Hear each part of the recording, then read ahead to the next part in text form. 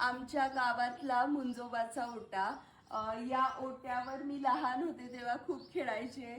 Phone लायले phone बिघडला तू कोणी पायाले नाही आता पैसा मग बाहेर कोणी फक्त पण तू फोनवर काय करती? मी रील पाहती? मला काही कळत नाही. रील कळत नाही. ते वय काय आहे? माझ्या 80-85. माय बा 85 पण किती फिट आहे म्हणजे- आजी. मला सर्व असंच म्हणता. या ओट्यावर सगळे वाड्यातले मुलं वगैरे बसायचे, सगळे दादा बसायचे. पण आता वाड्यात कुणीच नाहीये. ऑलमोस्ट प्रत्येक घरातले मुलं बाहेर गेलेत. तू या गणेश दाजी आणि माझी शालू बरोबरची आहे. अच्छा. ते तुम्ही लहान असताना या घरामध्ये राहत नाही एकदा तर येशू तर ते फ्रीज मध्येच बशी राहिली अशी यशू फ्रीज मध्ये? फ्रीज मध्ये तुम्ही शोधताय कुठे कुठे ते फ्रीज मध्ये. आम्ही टीव्ही बघत होतो तुमच्या घरात, रामायण का टीव्ही काहीतरी पिक्चर गिडिगा काकाने आणलं होतं, कॅसेट लावली होती. आता इकडे तिकडे कुठे गेले ते फ्रीज मध्ये. होय ना, माल येते ना, माल हे द्यायला कारण त्याला हे शेतायत पैसे जातात, हे फोन घेतात शेतायत पैसा. मग आपला जो फोन पडला मग आला बी फोन तो मग मयत जातो त्याच्याजवळ.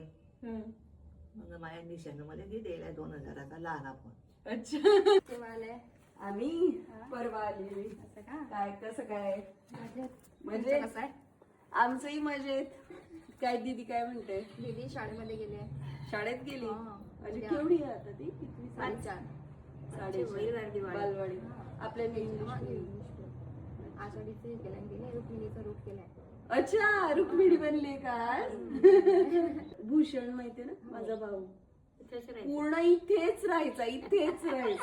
गोधड्यांमध्ये झोपायचा. एकदा तर त्याला गाढवानं असं मारत होता लात, तर आबाव इतक्या जोरात पळाले इथं मुंजावर, त्या आबानं त्याला घ्यायला गेले तर आवाज त्याला घिसत पडी गेले. आणि मला फोन मध्ये कसं आहे, आला ना तो फोन मी उचलते, हं. म्हणजे लावता नाही येत, अच्छा. बोलता येतं, घेता येतो.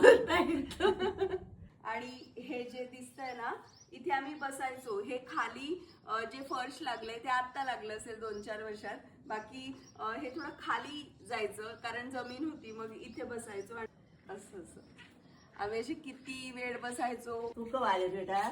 मी परवा आली. काय करते तू? बसलो आहे. बसली आहे? हा. कुठे गेले ना घरातले सगळे? घरातले शेतात गेले, कोणी कोयत्याला गेलं, कोणी निंद्याला गेलं, अच्छा. सगळे शेतात गेले. आणि नातू पण वारी पुण्याले. हो ना.